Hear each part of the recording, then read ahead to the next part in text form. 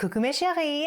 I have received a little package in the mail from Belbeina Lee Millinery, who is based in New Zealand. She previously sent me some beautiful hats that you've seen quite a number of times on this channel and over on my Instagram and TikTok. But she contacted me to ask me if we would like to collaborate again, and I of course said yes because her pieces are stunning. So let's unbox a vintage hat.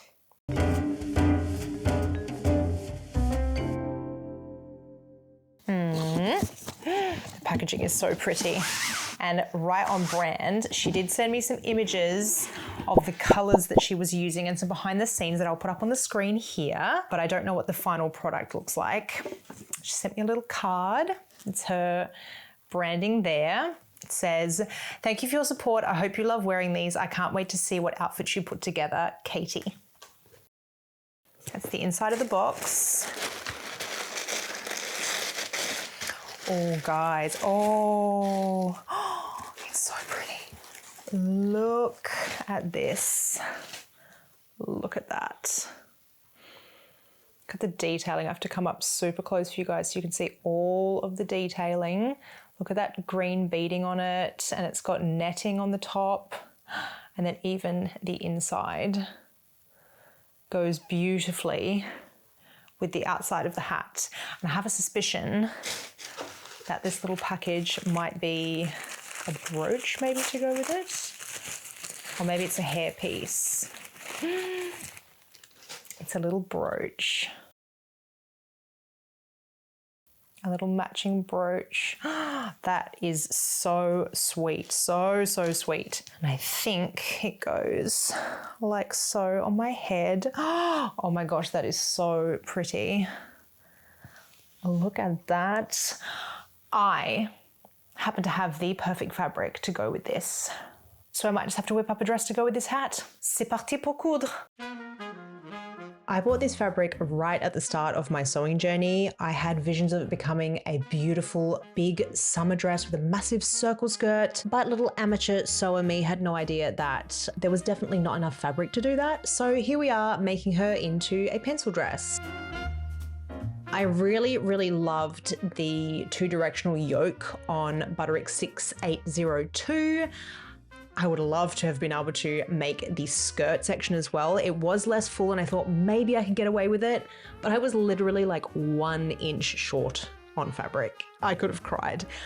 But I found this really simple straight skirt on the Butterick 6065 pattern that worked out really nicely, and with a little trial and error, like you can see me doing here, trying to size everything up because both those patterns were a size 32 and I'm a size 34.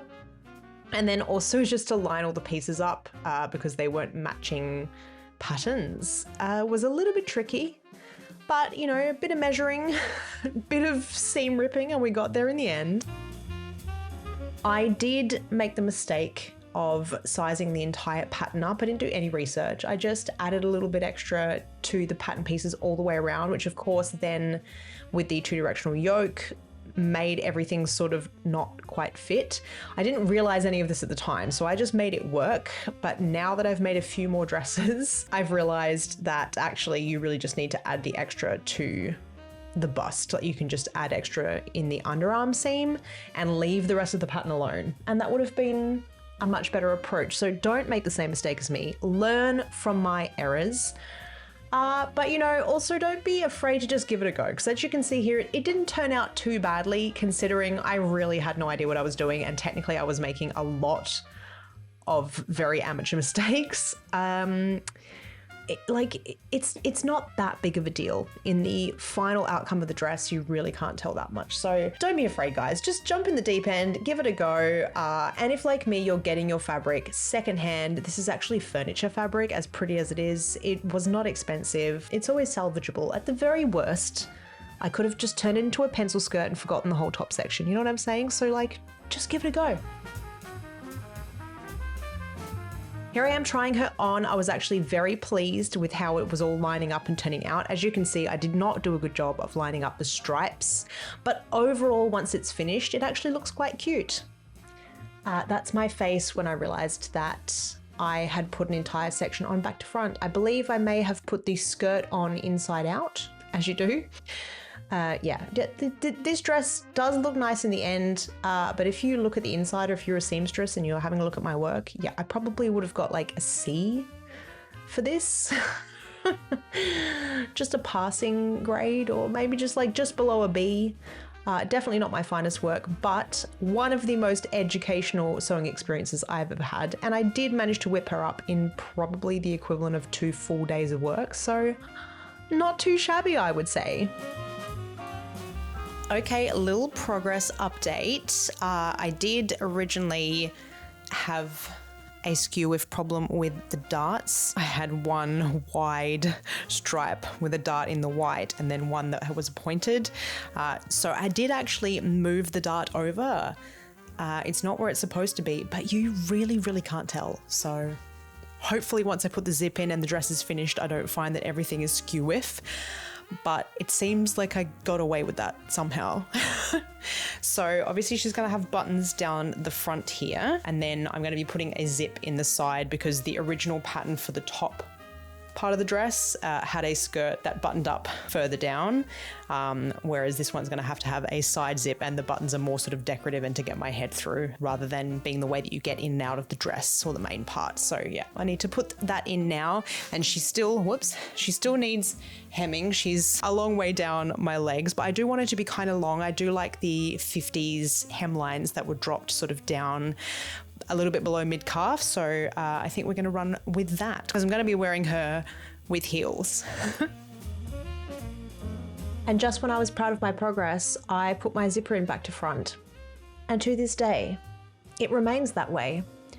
I probably won't ever fix it because if I stick my hand inside while the dress is unbuttoned, I can do it up that way and you can't tell from the outside, so that's where we're at. I finished the hem by hand. I wanted to have a blind hemline, and I'm really, really happy with how this turned out. My hand sewing has come a long way, if I do say so myself.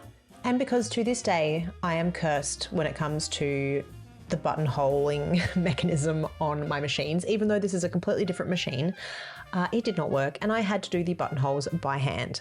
The first one was a mess. The last one was a work of art, I must say.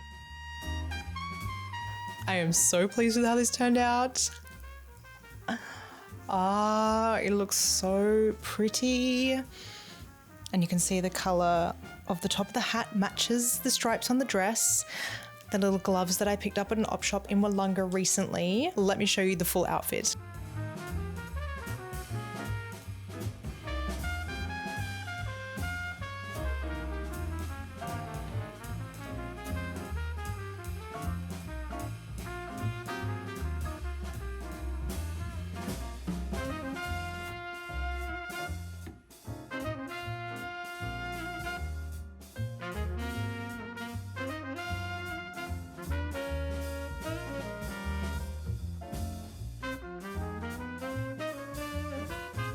So guys, I hope you like this video. If you want to see more sewing content, do let me know in the comments down below, or you can simply give the video a like. That really does help out my channel, and you can subscribe for more sewing content. I have plenty more simplicity and Butterick true vintage patterns that I will be doing. So make sure that you subscribe and click the notification bell so that you know when the videos come out. Thank you as always for watching and supporting my channel, and I will see you in the next one.